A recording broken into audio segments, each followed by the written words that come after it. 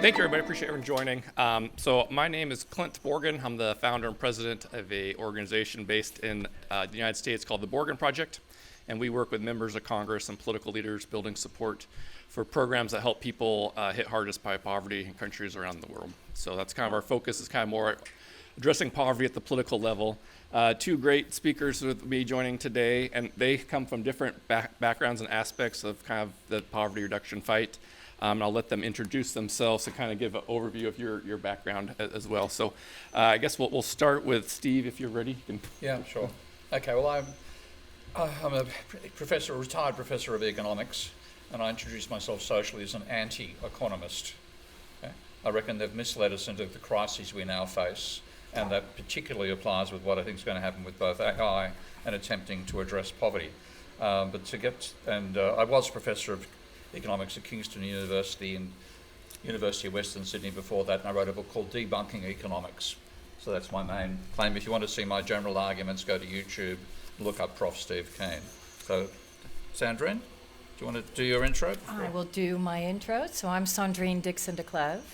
I'm the global ambassador for the Club of Rome and also author and the chair of Earth for All, the Survival Guide for Humanity. Earth for All actually addressed 50 years of not dealing with the limits to growth, as the Club of Rome was the lead author, actually, of The Limits to Growth, which was released in 1972. And within Earth for All, but also in all of the economic work that we're doing, we're very much addressing inequality, poverty, and the links actually to empowerment and the key systems shifts that you need at the macro and at the micro level. And I'm increasingly working on democracy issues, teaching at the College of Europe diplomats on what democracy, inequality, poverty, and sustainable development look like, both in terms of the historical elements of policy, but also what we're looking at today. Very good. And Steve, I'll let you run off here with your keynote. Okay. Well, when you say something like you want to eliminate poverty, you have to define what poverty is. And obviously, poverty is a lack of income. Okay, so that's point one. Next question is, what is income? Now, I'm going to say something which is going to sound strange. Income is energy. Okay? And I don't mean that metaphorically. I mean that literally.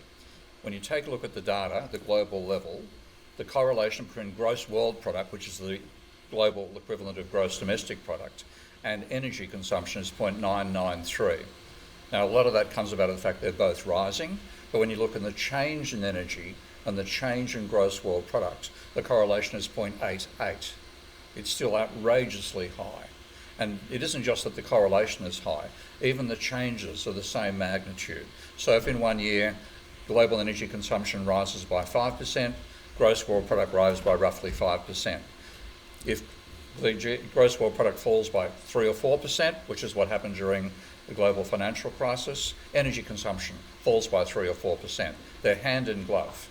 And when you fundamentally look at what it means to have a high income, it means to be a consumer of a large amount of energy. And what it means to be somebody in poverty, it's a consumer of a small amount of energy, too insufficient for you to function properly.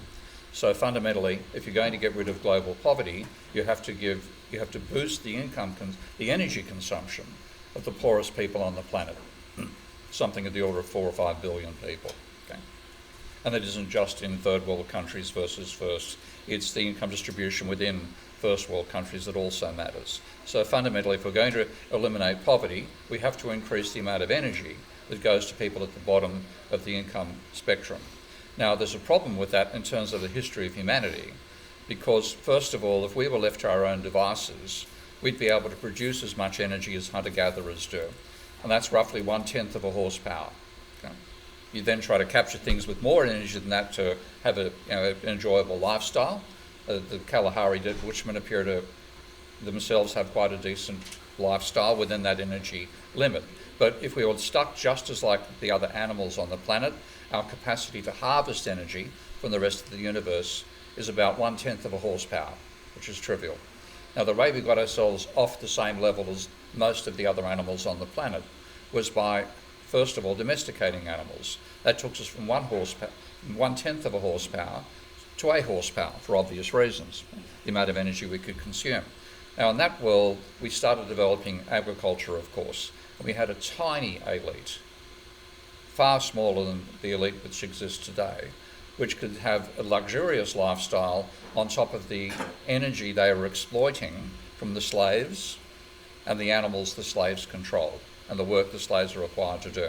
So for a long time, being part of an elite and therefore having obviously sufficient income came from exploiting the energy of the vast majority of the population. And that was the situation right through the Industrial Revolution. There's a fascinating Bank of England data set which takes a look at the cost of consumption of various basic consumption items and then relates that to people's income levels over time, and found that basically income didn't change. Per capita income for the poor, for the average worker in England, didn't change from year 1000 to the year 1750. Now in 1750 we start really harnessing fossil fuel energy, and that's the Industrial Revolution obviously. And there's been a dramatic increase in the amount of energy that the workers now consume. So now rather than exploiting other humans for their energy and getting them to direct their energy to do the work we want them to do, which was the basis of civilization until about 3 centuries ago, we started harnessing the energy of what Buckminster Fuller once called energy slaves. He was stuck in a traffic jam, I think in Toronto, and he looked at all the other cars around him and started to muse how many energy slaves would they each have to be able to be moved the way their cars were moving them. And he said the average person had 500 to 1,000 energy slaves. So that's the beginning of us being able to have more energy than we can produce out of our own capacity to consume and work, coming out of exploiting fossil fuels. And that means that rather than exploiting each other, which is still part of the nature of humans, we also exploit fossil fuels. And that's what's given us an enormous rise in the energy consumption levels we're now enjoying. We now have a much larger elite. There is still a hyper-elite consuming at levels that would embarrass the pharaohs. It would embarrass everybody from the pharaohs to Louis XV, the consumption levels that modern ultra-capitalists consume today. But there's also the vast majority of people, including everybody in this room, who are consuming at a level which would dwarf what a king would consume in the 1800s. So we've got an enormous amount of energy consumption, and we don't even notice it because we're surrounded by it. It's the same story about ask a fish about water, and they'll say, what's water? Okay? We're so used to it, we don't see the extent to which we're consuming energy. Now what we have as we're moving across to robotics and AI is that its potential, still not true, but it's still feasible, that a large amount of the work which is currently done by clerical workers and by process workers can be taken over by AI and by robotics. Now, how did workers, when workers were no longer necessary to be exploited directly, which was the case before the Industrial Revolution, how did they get an income after the Industrial Revolution? And a large part of that was because there were things you couldn't design a machine to do. One of my favourite examples was covered in the New York Times during the global financial crisis when they went to an air conditioning factory and they found a woman whose job it was to place a thyristor in each air conditioning unit as it went past, about 3,000 a day. And she could do this more accurately with the movements on the conveyor belt than a machine could do. That's why she had a job. Now if we get robotics getting to the stage where it can emulate the dexterity of human hands, and AI can imitate the effectiveness of clerical workers following strict clerical procedures, those jobs disappear. So what happens in a world, if we do get to that world, we're not there yet, but if we do get to that world and there's no longer a necessity for capitalists to hire workers to do those jobs, then how does the vast majority of the population get an income? Now, we're seeing that already. I'm getting reports from friends of mine in the computer trade about getting 400 applicants for every job, about a 25 to 30% fall in the employment of people working in computing. It's having a horrific impact right now. And therefore, we have to ask ourselves, what future do we face if we go down that track? And I see, I'm old enough to know too many old movies, but if you all saw the movie called Sliding Doors, you'd know the syndrome between a woman making it and not making it on a train and two totally different life paths falling out of that. If we do not democratise the sources of income from AI and robotics, then the future we face is the Hunger Games. We'll have a tiny elite whose needs are all covered by the robotic and AI systems they generate, and they keep the mass of people suppressed by games in which they can kill each other. Facetious to some extent, fictional, but that's the potential we're heading towards right now. Now, the other extreme is that you provide what Elon Musk has called a universal high income, not a universal basic income, but you exploit the fact we can now have machinery, including robots and AI, that mines that energy for us and enables all of us to have an energy-rich future. Of course, some far richer than others, but you need to have a civilization which copes with that process. It must be the fact that the average human gets more than enough energy out of that system to be able to survive and live a comfortable life. So that's what some of the AI bros are talking about. They're calling it the future of plenty. But the danger is, to do this, we have to exploit energy. Now, we are still using fossil fuels for about 85% of our energy uses. And we've been told by economists that if we continue down this path and we hit, say, 4 degrees of global warming by 2100, that will reduce gross world product in that time by between 10 and 23%. That's a quote from the IPCC economics chapter. Okay? Now, that translates to a 0.1% fall in the rate of annual economic growth. You ask climate scientists what happens with 4 degrees of global warming, and they'll say it's unlikely that civilization will survive. It's doubtful humanity itself will survive as a species.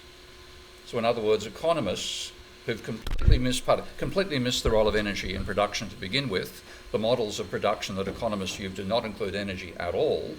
They've completely missed that phenomenon. They have trivialised the dangers of climate change, and we're now seeing horrific events happening on a regular basis all around the globe. I've just seen there's about 200,000 people have been displaced by storms in New Zealand, which is about 5% of their population, just in the last couple of days.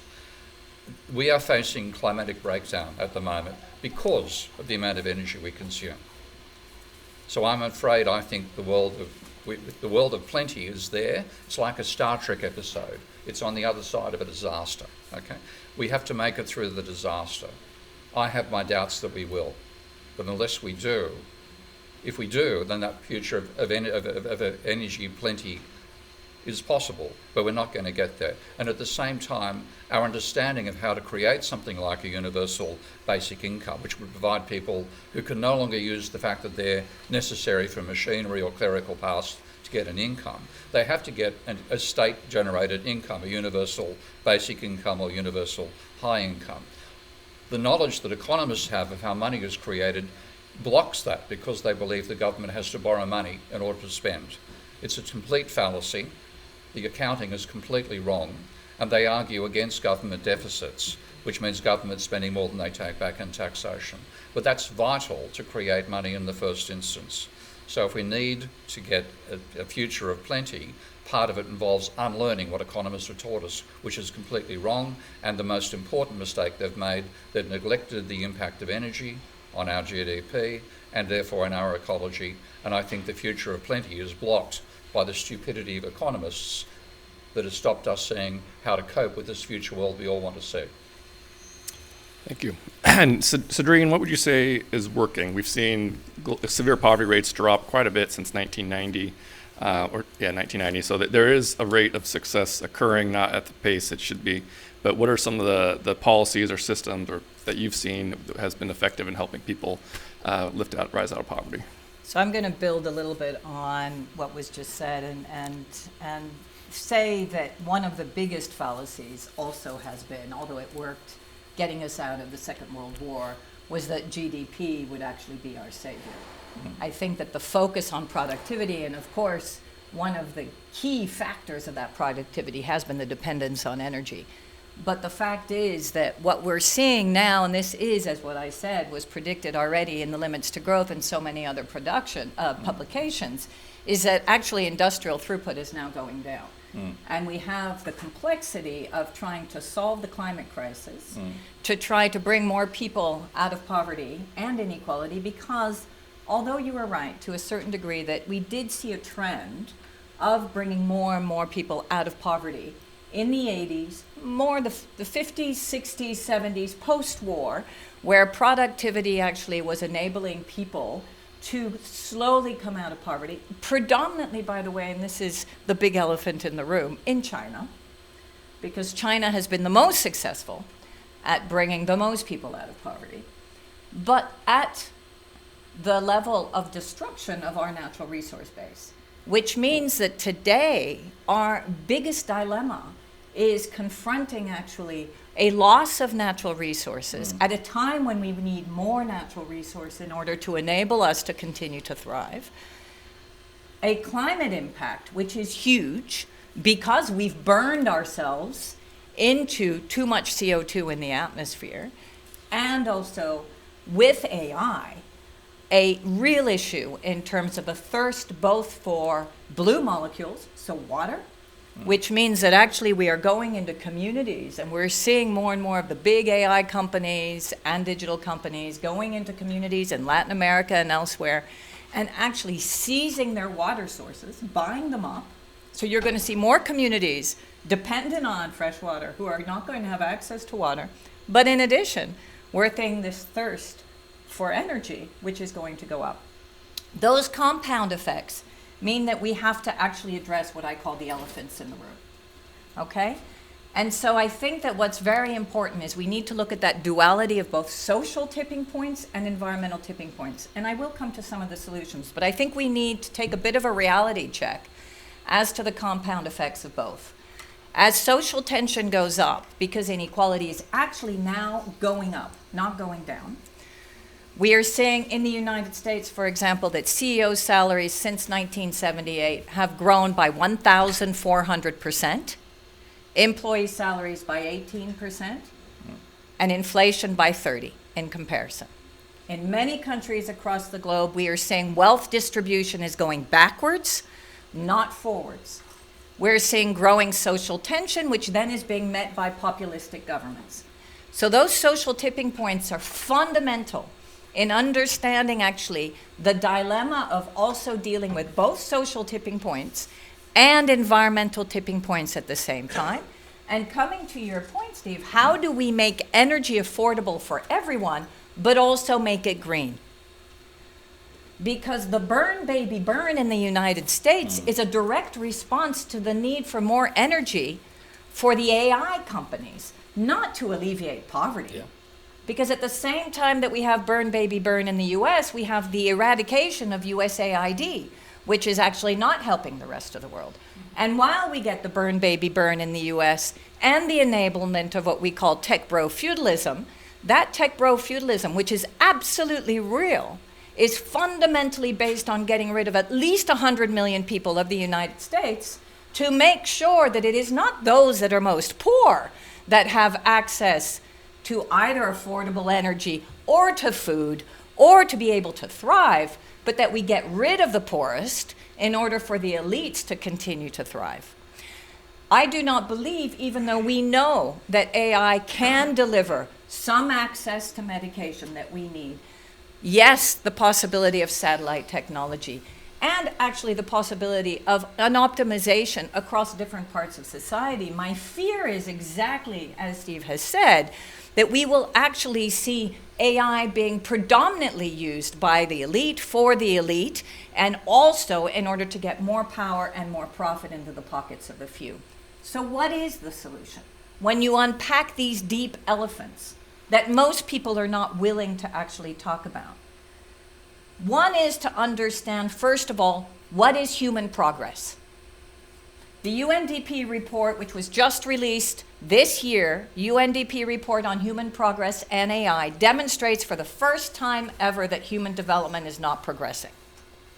Ladies and gentlemen, coming back to GDP, we have been told that GDP will be the savior and the measure of progress across the globe. And yet we are seeing now that progress is going backwards, not forwards. Hence, we have the wrong measure. Now, I'm not saying we are going to eliminate GDP, but what we are seeing is the possibility of GDP plus. And this is one solution, a key solution. Because although, yes, we can complain about the economists, what we do need to see, and this is something that actually Secretary Clinton very much indicated in several of the meetings that we've been in, we need to be able to measure what does economic progress actually look like today? And that is not just productivity, especially a productivity that is only placing a value on the depletion of natural resources and on certain parts of the economy, in particular shareholder value, rather than broader value for the people. So we need to look at GDP plus, which is actually being looked at as we speak by the UN with the high-level group on beyond GDP, the OECD, the European Commission, and other countries. By looking at GDP plus, you start to buffer actually GDP. Now, why is that important in addition to having a better measurement of the eradication of poverty and a thriving community? Because now, at 1.5 degrees, we are already losing 3% of GDP. And at 3 degrees, and we are at 1.5, at 3 degrees, we will lose upwards of 10 to 17% of GDP in the most vulnerable countries.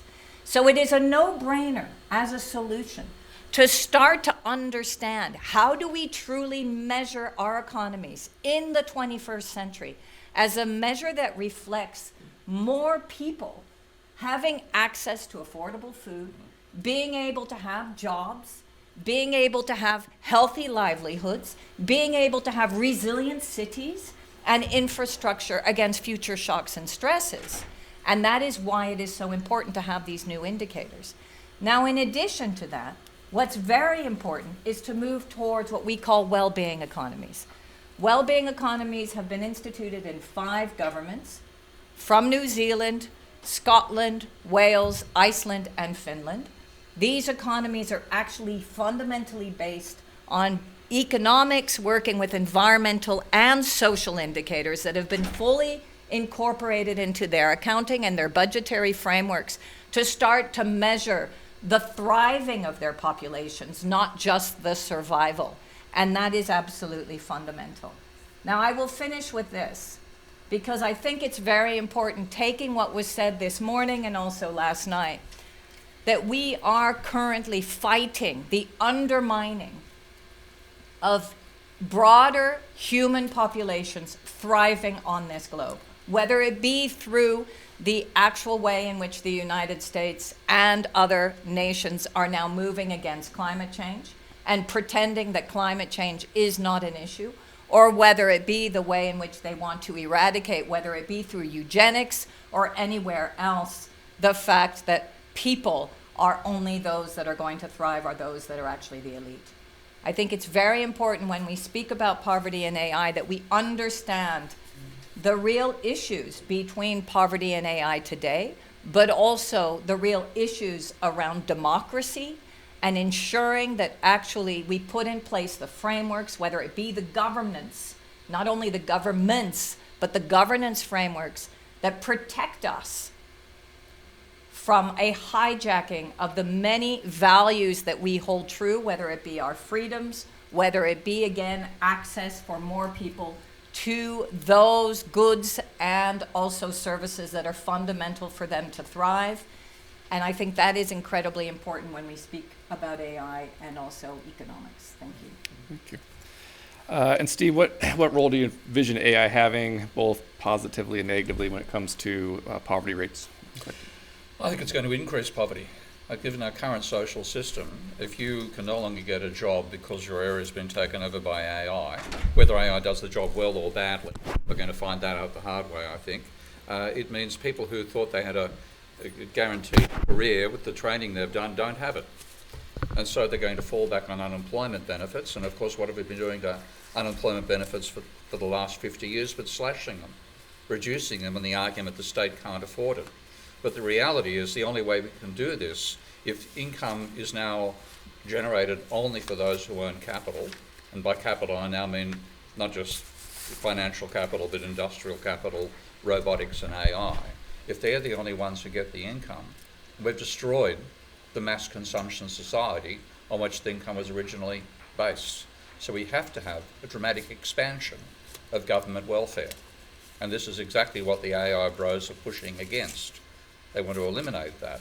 Now, a large part of why they're doing that, of course, is a class position thing, but it's also not understanding how the monetary system actually works.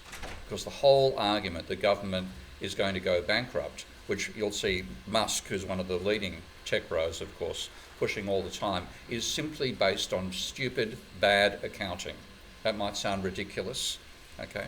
But when you take a look at the accounting of government spending, the government does not have to sell bonds to create money. It doesn't need to sell bonds to the public sector to be able to finance its activities. And it could stop doing that entirely. Okay? And all the panic about government debt is what's stopping us changing the system of distribution of income system so that we could provide people who don't own capital with an income by giving them sufficient money created by the government to buy the goods and services created by the tech bros and their AI and robotics and capital. So unless we get that sorted out, we're actually crippling ourselves by bad understanding of how the economy actually works. And the people who are guilty of giving us that bad understanding, believe it or not, are economists who have no bloody idea of how the financial system actually operates. And yet the myths they push out about government debt crushing us all are what is stopping us, enabling the government to take that transition. So rather than having to be a capitalist or a worker to get your income, you be either a capitalist owning those means of production or the government providing the funds that enable the massive population to buy those goods and services. So it's our own ignorance of how our own system operates that's one of the major barriers to our capacity to create this future of plenty that the tech bros are fantasizing about. We're going to open up to audience questions here in a minute, but before we do that, Sandrine, you mentioned USAID and Elon Musk had gone in. Musk infamously had been the largest donor to Trump's campaign. Once Trump got elected, he was given the full reins to dismantle what was then the largest humanitarian aid agency in the world. Can you speak to the impact that's had on what you're hearing on the ground and what that looks like as aid those programs are limited? So let me start with, and I'm part of a group of people who fundamentally believe that we do need to reform the Bretton Woods institutions to make them actually applicable to our 21st century challenges. Part of the reason why both President Trump, this administration, and Musk are obliterating USAID has been based on that argument that actually international aid has not worked, international aid is corrupt, et cetera, et cetera. Those of us who fundamentally believe that we need multilateralism and we need multilateral institutions, but they need to be reformed, does not mean that we don't also feel that actually what has been done has been an abomination, in particular to those people who have needed most the help of that aid. It has actually crippled countries. It has created so many more deaths. It has created an absolute flurry towards other funding sources that then have actually created other issues with regard to funding, for example, climate or other issues. What we're seeing is that the philanthropic community is trying to step in, and you can see that through Gates in particular. But by the same token, there is absolutely no way that you can actually replace all of the funding that was given by USAID. But what's been broader than that has been also the impact on all UN agencies. I live in Brussels, I go to Geneva. I know that the staff, for example, in Geneva has been cut by 1/3 of all the different agencies, if not by half. Friends who are working in the agencies are having to announce to people that are working on refugee sites and in other sites that they have to leave from one day to the next. This is how can you explain it? It is so inhuman in its approach. It is so demonizing, because what's happening is we are stripping the part of our humanitarian aid that was so fundamental in those countries that are in constant conflict. And repairing that is close to impossible at this time.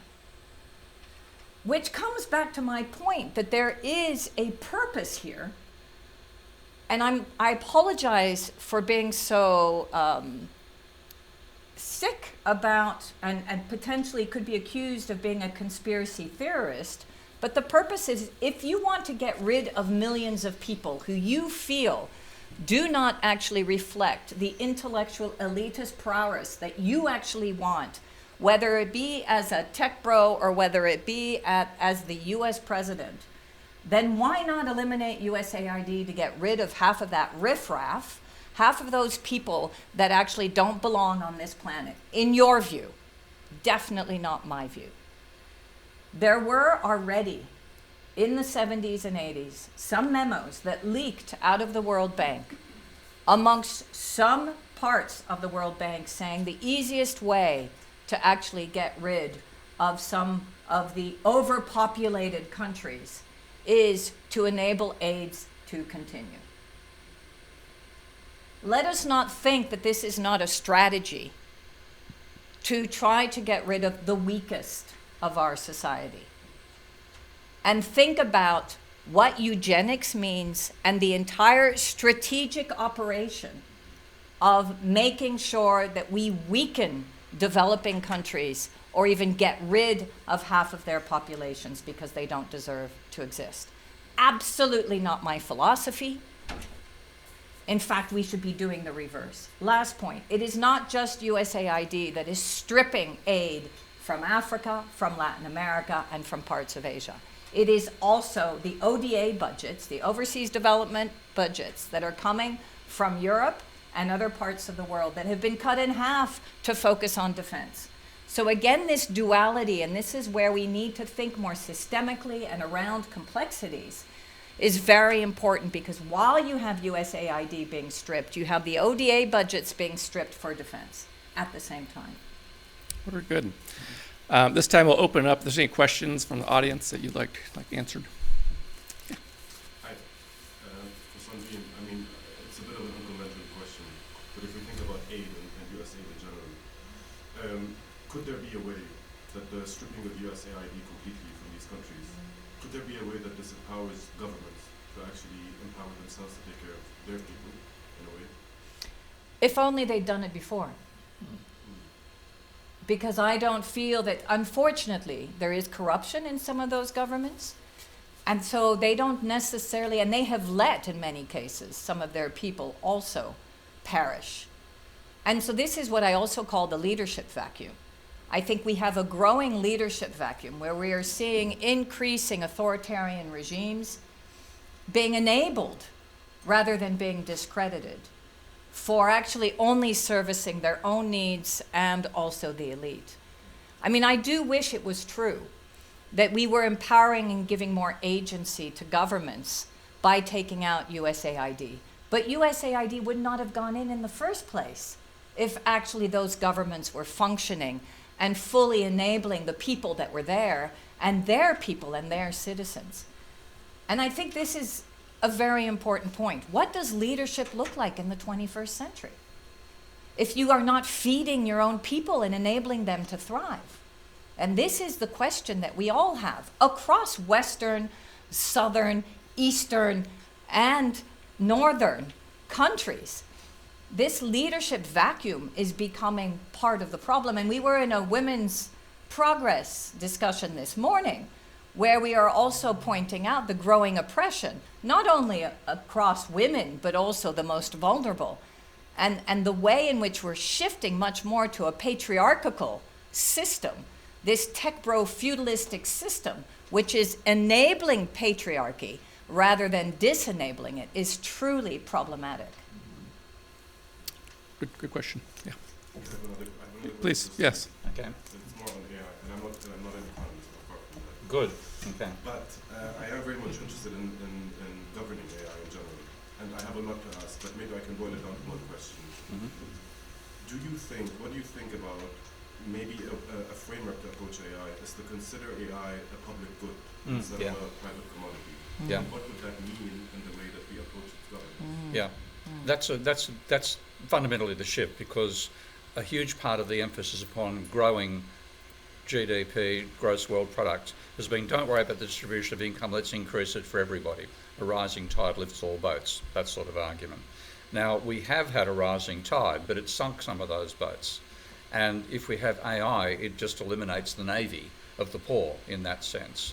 So the only way we can actually make this sustainable is the ownership changes from being privately owned to publicly owned. And in the case of AI, one of the best things that might get that for us is the fact that China looks like it might outdo the Americans in terms of needing far less power to run their AI systems. But the big weakness in the American is, I'm in favour of restarting nuclear power, but the reason the 3 Mile Island power station is being restarted is to power Microsoft's AI system. So the energy needs are just astronomical, and that hits the other side, the sustainability, the climatic sustainability, which I think we've already broken. So if you can, the possibility with China doing it, we may be able to get this being publicly owned, so the AI benefits flow in a form of not a tax rebate, but government spending being partly covered by income earned from AI sales. So it is feasible, but I think the odds are, there's an Australian expression about something being highly unlikely, and that's saying you've got 2 chances, Buckleys and nuns. Any other questions? Yes. I'm also not an economist. Good. But my question is, you say, okay, AI and robots and so on, they will do all the work for us, and so we can enjoy hopefully the benefits of them. Who's going to be paying for the things that AI are creating? I don't really get, if they are doing all the work, they're doing all the creation, all the value creation, who's paying for that? Well, I mean, one thing, I imagine there's a fair few fans of Star Trek in the room. Okay. Probably people hate it as well. But the Star Trek future is a world in which money doesn't exist. Fictional, obviously, but a world in which machines generate the everything we consume. You go to the replicator to get your coffee or whatever else, you don't make your own coffee. So there's a vision of a future in which we're freed from drudgery, okay? Not that making coffee is drudgery, but the idea of a future in which machines and the artificial intelligence we've created makes everything, and that therefore means your issue is now how do you distribute from that? It comes down to ownership, okay? It comes down to the resources may be created by individuals, and I certainly acknowledge that some individuals have played pivotal roles in having this technology develop. They deserve some reward for that. They don't deserve the rewards they're getting at the moment.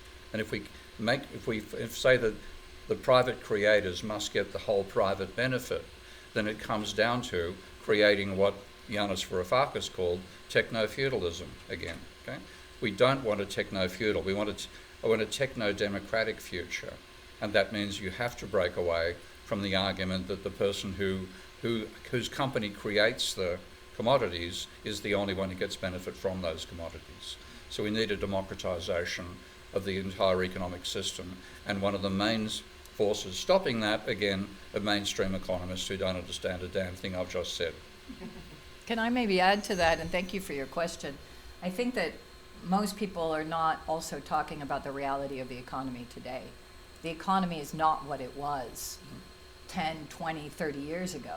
It's an over-financialized economy, which only follows shareholder value. It does not take into consideration most people. If you add to that tech bro feudalism, you can just imagine where we're going. This is why this whole session in how can AI actually help extreme poverty, I truly wish that it could, but the way in which it's going right now, where it's in the hands of those that predominantly want to make a profit over the backs of most people, want to bring in the robotics and also the digitalization of our economies to so-called enable a more thriving society. But that enablement is not for the majority. That enablement is for the few. That is a really serious statement. I am not making light of what I've just said. If you look at what is coming out of Silicon Valley, and by the way, I went to Palo Alto High School. Okay, these are my peers. It is very clear, go to San Francisco, that there is no one who actually, of those big tech bros who truly cared about even just the microeconomy within their own area, their own community, of how to enable people to thrive. Housing markets went up, homelessness went up, suicide, mental illness, and heroin addiction went up. just in San Francisco itself, but you can even talk about the whole Silicon Valley. Do we want that across the globe? Because that's what's going to happen if we embrace the way in which digitalization and AI is moving. Now, if we put in place the governance, which is fundamental, and by the way, we need that for geoengineering and many other things, but if we put in place the real governance and start to take control of AI and digitalization truly for the people to help us economically, then maybe that becomes a totally different formula. But for the moment, that's not where it's going. And finally, I do think this jobs piece is key. How do we ensure that people who are being replaced by robots have something to do, are thriving, are part of the society? What does that actually look like if you have more autonomous vehicles? We already know that just autonomous vehicles in the Bay Area has already taken out half of the taxi drivers. And again, that is going to happen everywhere else. We've got time for one more question, if there's anything else. All right, if you each, yeah, go ahead. We'll put you on the panel next time. Yeah, you should join us on the panel. Just because I'm really interested in this topic, and especially now the governance thing, do you think that then governance is more effectively made with regulation, with basically the government regulating AI, or with public institutions co-building AI as infrastructure? I think it's both. I think that's a really good question. I think we need much more co-creation. I think the public-private sector interests within AI need to come together. But I do think we need guardrails. I'm very worried about the eradication of those guardrails and the rule of law across the board. Also, that's permeating into Europe.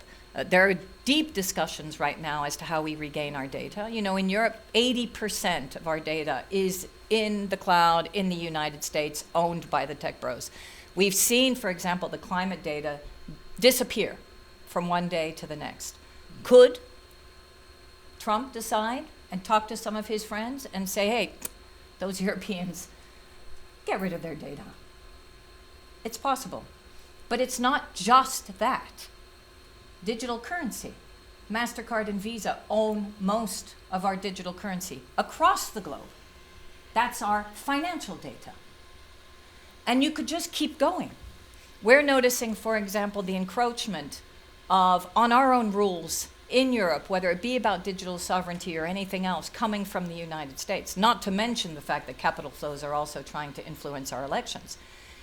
If we don't start putting guardrails around some of this, because the value system, in the past, it was our value system which enabled us to kind of hold some level of truth. Of course, there was always deviations. But now, we're seeing all of that get completely encroached, especially in the West. Even more now than in other countries. And we have so much to learn from those of you and those that I was speaking to this morning, in particular in our women's session, of women and men who have been oppressed in regimes. It's starting to come. We've seen it with ICE. It's coming in the West. And we are totally not ready for it. And AI is part of that. It's linked, as is digitalization. Sandrine and Steve, thank you. I appreciate it very much. We'll wrap it up there, and I really appreciate everyone coming out and learning more about this topic. Thank you. Thank you. Thank you.